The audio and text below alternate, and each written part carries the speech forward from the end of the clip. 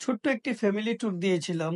যে ট্যুরে আমরা ঘুরে দেখেছিলাম বিজয়পুর সাদামাটি পাহাড়, যেটাকে অনেকেই চীনামাটি পাহাড় হিসেবেও চিনে থাকেন। সেই সাথে বিজয়পুর জিরো পয়েন্টে সোমেশ্বরী নদীর বুকে নৌকা ভ্রমণ করি। সবার জানার উদ্দেশ্যে বলে রাখি, বিজয়পুর হলো নেত্রকোনা জেলার দুর্গাপুর উপজেলার একটি পর্যটন কেন্দ্র বা দর্শনীয় স্থান।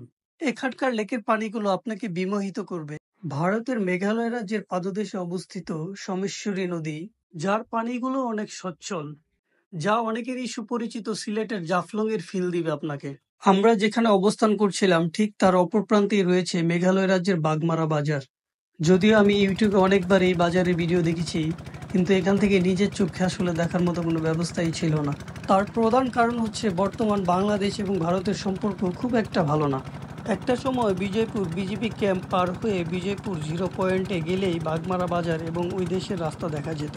যাই হোক, নিজের দেশটাকে দেখি, নিজের দেশটাকে ভালোবাসি, নিজের দেশটাকে উপভোগ করি। সময় পেলেই নিজের দেশটাকে ঘুরে দেখবেন। হ্যাঁ, ভালো থাকবেন সবাই। আল্লাহ হাফেজ।